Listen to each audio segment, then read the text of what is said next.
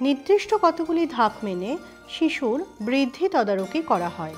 যেমন প্রথম ধাপ হলো শিশুর সঠিক বয়স নির্ণয়, দ্বিতীয় ধাপটি হলো শিশুর সঠিক ওজন নির্ণয়।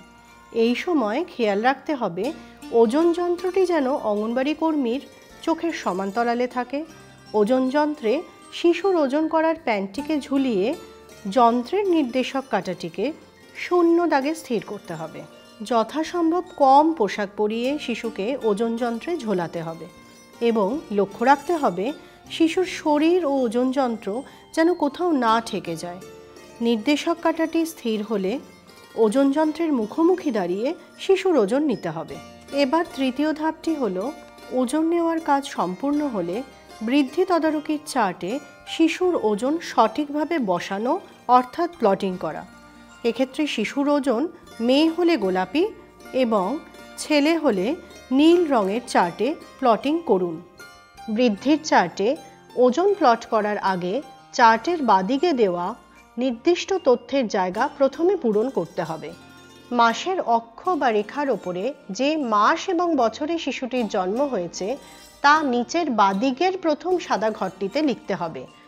যখন বাচ্চার বয়স 1 মাসের মধ্যে জন্মের প্রথম, দ্বিতীয় ও তৃতীয় সপ্তাহ সম্পূর্ণ হলে শিশুর ওজন নিতে হবে এবং তা বৃদ্ধির চার্টে চিহ্নিত করতে হবে।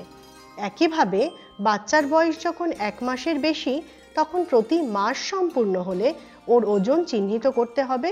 এইভাবেই বাচ্চার বয়স প্রতি বছর পূর্ণ হলে 5 বছর পর্যন্ত তা বৃদ্ধির চার্টে চিহ্নিত করতে হবে।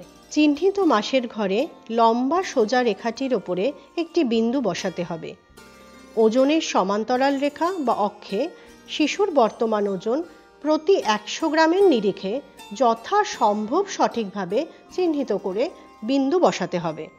ওজনের অক্ষের ওপর অবস্থিত ওই বিন্দু থেকে সমান্তরাল রেখা বরাবর ডান দিকে একটি কাল্পনিক দাগ টানলে সেটি মাসের ঘরের থেকে ওপর দিকে টানা শিশুর বর্তমান বয়স নির্দেশকারী কাল্পনিক রেখার সাথে একটি নির্দিষ্ট বিন্দুতে মিলিত হয়। এই বিন্দুটির চারপাশে একটি গোল দাগ দিতে হবে যাতে বয়স অনুযায়ী শিশুর ওজন পরিষ্কার বোঝা যায়। মাসের ঘরের নিচে শিশুর বর্তমান ওজন লিখতে হবে। বৃদ্ধির চার্টে সোজা রেখাগুলির মাঝে কোনো বিন্দু বসানো যাবে না। এবার আসি বৃদ্ধি তদারকির চতুর্থ ধাপে। এই ধাপে বৃদ্ধির চার্টে নির্দিষ্ট বিন্দু বসিয়ে বৃদ্ধির গতিরেখা চিহ্নিত করা ও তা বিশ্লেষণ করা হয়। আগের মাসের ওজনের বিন্দুর সাথে বর্তমান মাসের ওজনের বিন্দুটি যোগ করলে যে রেখাটি পাওয়া যায় সেটি হলো বৃদ্ধি রেখা, যা শিশুর বৃদ্ধির ধারা নির্দেশ করে। এই বৃদ্ধি রেখার গতিপথ সবসময় নজর করতে হবে। বৃদ্ধি রেখার গতিমুখ যদি ঊর্ধ্বমুখী হয় তবে এটি সঠিক ওজন বৃদ্ধি বোঝায়।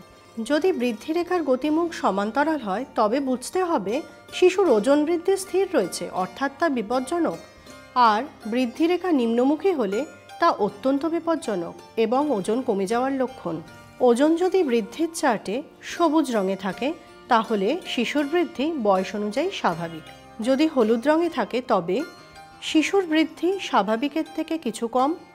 আর যদি কমলা রঙে থাকে তখন বয়স অনুযায়ী ওজন কিন্তু স্বাভাবিকের থেকে কমই বলে বুঝতে হবে। টানা 3 মাস ওজন নেওয়া না হলে মধ্যের শূন্যস্থান ডট লাইন দিয়ে সংযুক্ত করতে হবে। প্রতিবার ওজন করার পর বৃদ্ধির চার্টে নির্দিষ্ট বিন্দু বসিয়ে শিশুর বয়স অনুযায়ী ওজন চিহ্নিত করতে হবে। বৃদ্ধি তদারকির শেষ এবং পঞ্চম ধাপটি হলো মা বা অভিভাবককে পরামর্শদান বা কাউন্সেলিং করা। এক্ষেত্রে শিশুর ওজন যে রঙে পড়েছে ও বৃদ্ধি রেখার যেরকম গতিমুখ সেই অনুযায়ী মা ও অভিভাবককে কাউন্সেলিং করা হয়।